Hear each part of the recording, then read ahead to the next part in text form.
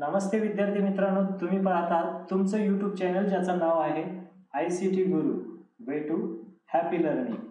आपण पाहिलेलं आहे की यशवंतराव चव्हाण महाराष्ट्र मुक्त विद्यापीठाच्या अंतिम वर्षाच्या परीक्षा या ऑनलाईन पद्धतीनं अत्यंत यशस्वीरित्या संपन्न झालेल्या आहेत।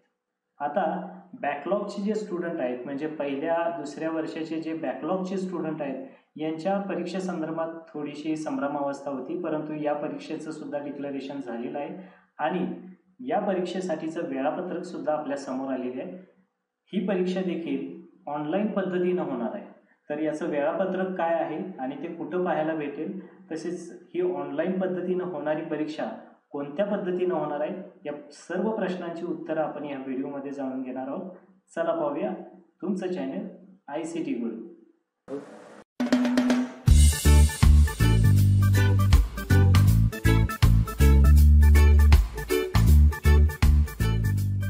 तर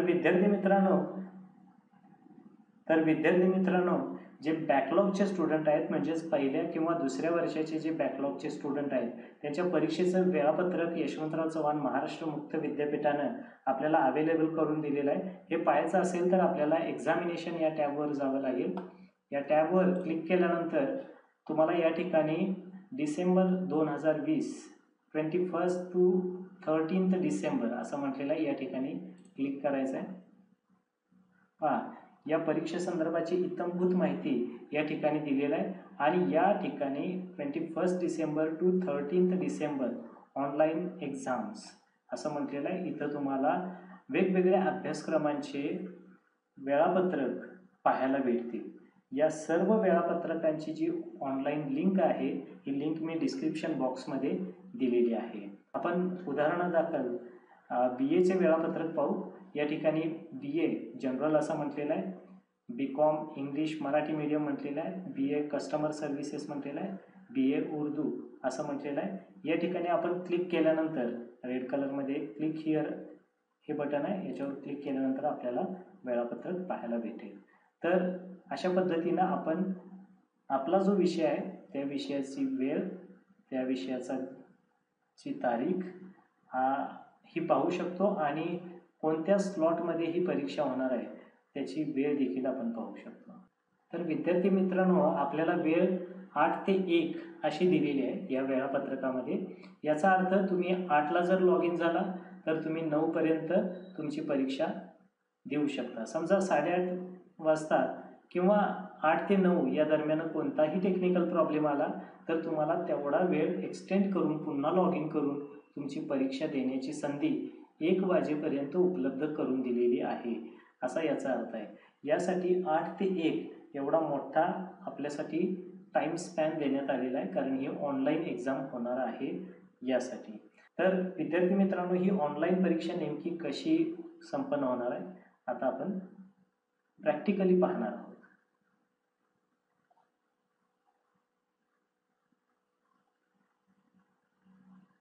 पहा, मी या ठिकाणी बॅक जात आहे।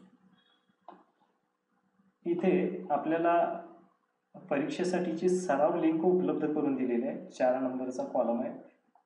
या ठिकाणी परीक्षेसाठीची सराव लिंक उपलब्ध करून दिलेली आहे। त्याच्या समोर असलेले जे बटन आहे क्लिक हिअर, या ठिकाणी मी क्लिक करत आहे। पहा, अशा पद्धतीनं तुमच्या समोर सरावासाठीचे लॉग इन समोर येईल। तुम्ही या ठिकाणी लॉग इन करून ऑनलाईन परीक्षा कोणत्या पद्धतीनं होणार आहे याचा डेमो घेऊ शकताय। चला, तुम्हाला मी प्रॅक्टिकली ही परीक्षा कशी संपन्न होणार आहे याचा एक डेमो दाखवत आहे। तर लॉग इन करत असताना सगळ्यात महत्त्वाची पहिली गोष्ट जी आपल्याला आवश्यक आहे ती म्हणजे PRN नंबर। हा परमनंट रजिस्टर्ड नंबर असं, रजिस्ट्रेशन नंबर असं आपण त्याला म्हणतो।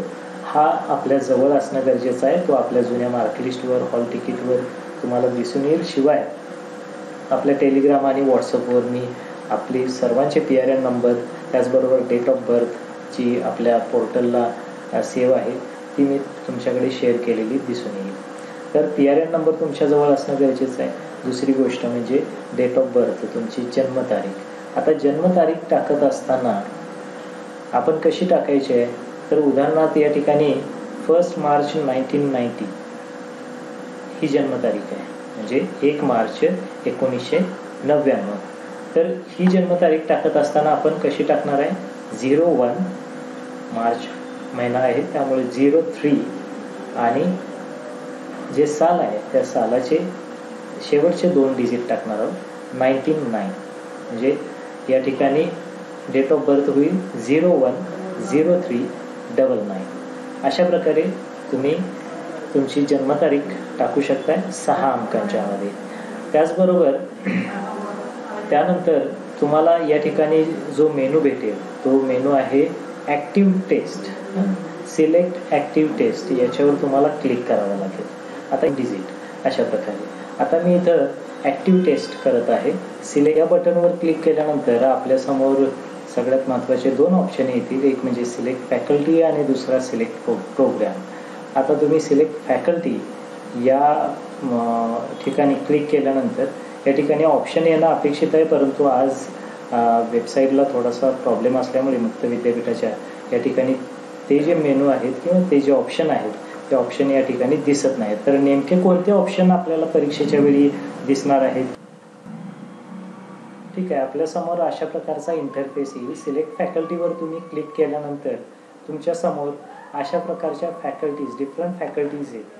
त्यामध्ये आहेत पहिली फॅकल्टी जी आहे ती म्हणजे school of humanities and social sciences. त्यानंतर दुसरे अकॅडमिक सर्व्हिसेस डिव्हिजन एक्सेट्रा. आता आपल्या विद्यार्थ्यांच्यासाठी सगळ्यात महत्त्वाची यातली कोणती आहे तर BAचे जे विद्यार्थी आहेत त्या BAच्या विद्यार्थ्यांच्यासाठी school of humanities and social sciences ही जी हा जो ऑप्शन आहे हा ऑप्शन या ठिकाणी क्लिक करून सिलेक्ट करायचा आहे BAच्या विद्यार्थ्यांनी. त्याचबरोबर डिप्लोमा इन जर्नलिझम म्हणजे पत्रकारितेचे जे आपल्या केंद्राचे विद्यार्थी आहेत त्या विद्यार्थ्यांनी हा पहिला मेनू काय करायचा आहे सिलेक्ट करायचा आहे. तर आपले जे कॉमर्सचे विद्यार्थी आहेत तर त्या कॉमर्सच्या विद्यार्थ्यांनी 3 नंबरचा जो मेनू आहे काय आहे तो तर school of commerce and management online examination हा जो 3 नंबरचा मेनू आहे तो सिलेक्ट करायचा आहे. कृपया ही सूचना आपण लिहून घ्यावी ही अपेक्षा आहे.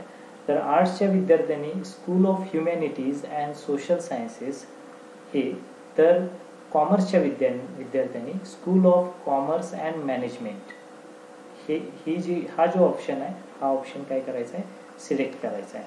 तर अशा प्रकारे तुम्ही सिलेक्ट केल्यानंतर तुमच्या समोर जो इंटरफेस येणार आहे तो कोणत्या प्रकारचा असेल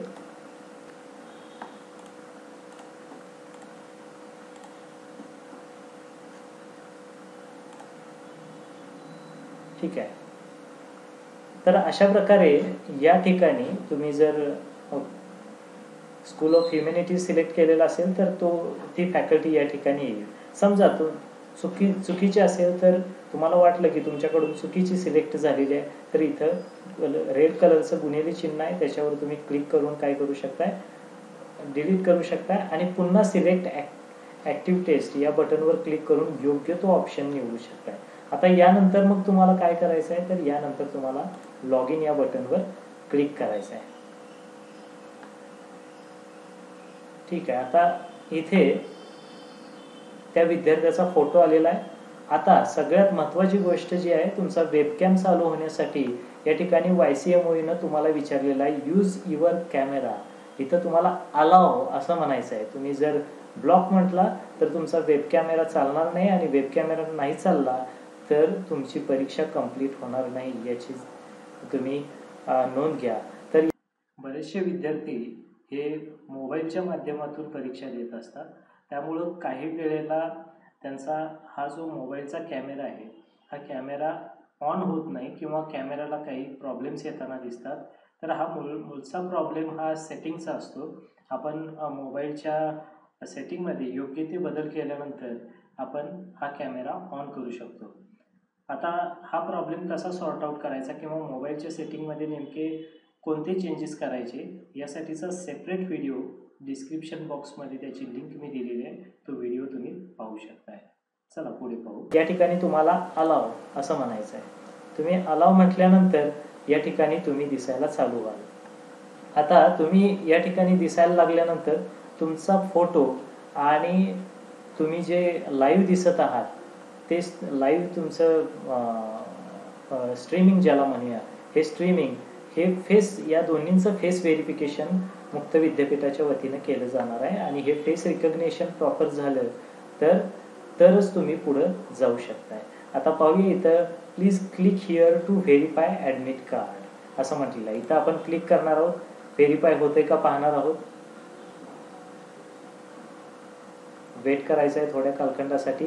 इथं मेसेज आलेला आहे फेस रिकग्नेशन फेल्ड, कारण या फोटोमध्ये असणारी व्यक्ती आणि इकडं लाईव्ह दिसणारी व्यक्ती या दोन्हीही वेगवेगळ्या व्यक्ती आहेत. त्यामुळं तुम्ही चुकीचं व्यक्ती परीक्षा देत आहात असं या ठिकाणी त्याचा अर्थ होतो. समजा अशा प्रकारची अडचण तुम्ही खरोखर विद्यार्थी असाल आणि इकडे फोटो देखील तुमचाच असेल, पण फेस रिकग्नेशनमध्ये जर ते फेल दाखवत असेल, कारण तुमचा 4-5 वर्षापूर्वीचा फोटो तुम्ही अपलोड केलेला असेल आणि इकडचं जे स्ट्रीमिंग आहे, लाईव्ह स्ट्रीमिंग आहे, ते आता 5 वर्षानंतरचं असेल तर कदाचित ते होऊ शकतं. त्यामुळे यासाठी इकडे खाली तळाला एक ऑप्शन दिलेला आहे. शेवटी काय आहे हा option, click here to defer face verification and continue to exam, हा या ठिकाणी ऑप्शन दिलेला आहे. तर या ऑप्शनवर आपण काय करायचं आहे, क्लिक करायचं आहे, जेणेकरून आपली परीक्षा चालू होऊ शकेल. पहा इथं कन्फर्मेशनचा मेसेज आलेला आहे. तुम्ही म्हणायचं आहे हो यस कंटिन्यू, मीच आहे, या फोटोतली व्यक्ती आणि परीक्षा देणारी व्यक्ती या दोन्ही एकच आहेत, हे तुम्हाला मान्य आहे, हे तुम्ही ग्राह्य धरताय आणि यस कंटिन्यू टू एक्झाम याच्यावर तुम्ही क्लिक करायचं आहे. आणि यानंतर लगेचच तुमची समोर परीक्षा चालू होईल. परीक्षा चालू असताना कोपऱ्यामध्ये तुमचा या ठिकाणी लाईव्ह जे तुम्ही ॲक्टिव्हिटीज करत आहात त्या इकडे दिसत राहतील. तुमच्या मागून जर कोण ये जा करत असेल तर ते चुकीचं मानलं जाईल आणि लगेच त्या ठिकाणी तुमचं जे परीक्षा आहे ती ब्लॉक केली जाईल. याची तुम्ही दक्षता घ्या. या ठिकाणी कोपऱ्याला पहा, या कोपऱ्याला टायमिंग तुमचं काउंटडाऊन चालू झालेलं दिसून येईल. आता ही परीक्षा फक्त 15 मिनिटाची आहे, तुमची ॲक्च्युली 1 तासाची असणार आहे. त्यामुळे इथे 1 तासाचं काउंटडाऊन चालू राहील. इकडे क्वेश्चन असेल आणि आपल्यासमोर ABCD असे 3 ऑप्शन असतील. ठीक आहे, तुम्ही योग्य प्रश्न वाचायचा आहे आणि योग्य त्या पर्यायाला काय करायचं आहे, क्लिक करायचं आहे. जे मराठी माध्यमाचे विद्यार्थी आहेत त्यांचे प्रश्न मराठीमध्ये असतील, कोणत्याही प्रकारची काळजी करू नका. ठीक आहे, या ठिकाणी क्वेश्चन्स आहेत, इकडे बुकमार्क आहे आणि इनव्हॅलिड असे. समजा याचं ए उत्तर आहे तर इथं ए वर क्लिक करा आणि तुम्हाला वाटत असेल हे योग्य उत्तर आहे तर तुम्ही काय करा, नेक्स्ट म्हणा. समजा तुम्हाला पुढे गेला, तुम्ही नेक्स्ट म्हणून पुढे गेला आणि तुम्हाला वाटलं की मागचं उत्तर काहीतरी वेगळं होतं, तुम्हाला मागे यायचं असेल तर इथं प्रिव्हियस बटन आहे, तुम्ही प्रिव्हियस करून पुन्हा मागे येऊ शकताय, पुन्हा तुमचं उत्तर तुम्ही चेंज करू शकताय. ठीक आहे, तर अशा प्रकारे तुम्ही तुमचं उत्तर देखील चेंज करू शकताय. आता पुन्हा नेक्स्ट म्हणून तुम्ही पुढे जाऊ शकताय. आता दुसऱ्या प्रश्नाचं उत्तर तुम्ही क्लिक केला, पुन्हा नेक्स्ट म्हणून पुढे जा. समजा तुम्हाला वाटलं की परीक्षेच्या सुरुवातीला डायरेक्ट जायचं आहे तर तुम्ही फर्स्ट म्हणून डायरेक्ट फर्स्ट क्वेश्चनवर जाऊ शकताय आणि डायरेक्ट इकडे लास्ट म्हणून लास्ट क्वेश्चनवर पण जाऊ शकताय. म्हणजे 2 फॅसिलिटी आपल्याला दिलेल्या आहेत.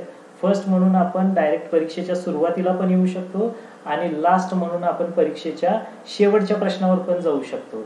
तसंच प्रिव्हियस आणि नेक्स्ट हे 2 बटन सुद्धा आपल्याला दिलेले आहेत, जेणेकरून आपण ज्या प्रश्नावर आहे त्या प्रश्नावरून आपण मागे जाऊ शकतो आणि आपण ज्या प्रश्नावर आहे त्या प्रश्नापासून आपण पुढेही जाऊ शकतो. त्यामुळं हे जे तर अशा प्रकारे आपण पुढे मागे जाण्यासाठी प्रिव्हियस आणि नेक्स्ट हे बटन आहे, तर पहिल्या प्रश्नावर जाण्यासाठी फर्स्ट आहे आणि शेवटच्या प्रश्नावर जाण्यासाठी लास्ट हे बटन आहे. तर मी आता या ठिकाणी प्रश्नांची उत्तरं सोडवत नेक्स्ट करत पुढे जात आहे. नेक्स्ट मी फर्स्टवर येतो पहिल्यांदा, पहिल्या प्रश्नावर. Okay, next next next next. ठीक आहे, मी उत्तर सोडवत चाललेलो आहे. प्रश्न वाचून उत्तरं सोडवत आपल्याला पुढे पुढे जायचं आहे. अशा प्रकारे आपल्याला संपूर्ण क्वेश्चन्स जे आहेत ते सोडवायचे आहेत. ठीक आहे, अशा प्रकारे आपण नेक्स्ट करत पुढचे प्रश्न सोडवू शकतो.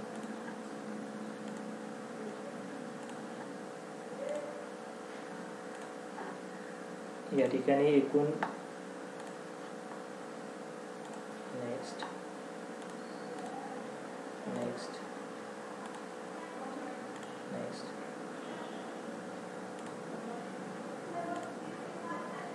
ठीक आहे, इथं म्हटलेलं आहे दिस इज लास्ट क्वेश्चन. आता त्यानंतर शेवटी सबमिट टेस्ट नावाचा ऑप्शन आहे, त्या ऑप्शनवर तुम्ही क्लिक करू शकताय. या सबमिट टेस्टवर क्लिक केल्यानंतर इथं या ठिकाणी तुम्हाला विचारलं जात आहे, are you sure you want to submit this test, you will not be able to take this test again. या ठिकाणी सरळ म्हटलेलं आहे की यानंतर पुन्हा तुम्ही काय करू शकणार नाही, यामध्ये लॉग इन होऊ शकणार नाही. ज्यावेळी तुम्ही शेवटी सबमिटवर क्लिक करताय त्यावेळी पुन्हा तुम्ही या परीक्षेमध्ये एंटर करू शकत नाही. त्यामुळे त्यापूर्वीच तुम्हाला परीक्षेच्या प्रश्नांच्या उत्तरांच्या मध्ये काही बदल करायचे असतील तर पुन्हा समजा तुमचा वेळ शिल्लक असेल तर तुम्ही प्रिव्हियस जाऊन तुमचा प्रश्न पुन्हा वाचू शकताय आणि पुन्हा तुम्ही काय करू शकताय, तुमची उत्तरे चेक करू शकताय आणि ती सोडवू शकताय. तर अशा पद्धतीनं तुम्ही पहा इथं प्रश्न राहिलेला आहे तो तुम्ही पुन्हा सोडवू शकताय. तर अशा प्रकारे तुम्ही ही पूर्ण परीक्षा झाल्यानंतर सबमिट टेस्ट या बटनवर क्लिक करून येस सबमिट धिस टेस्ट असं म्हणू शकताय आणि मग शेवटी तुम्हाला मेसेज येईल exam submitted, your exam was submitted successfully. पुन्हा लॉग इन करण्यासाठी इथं टॅब देण्यात आलेला.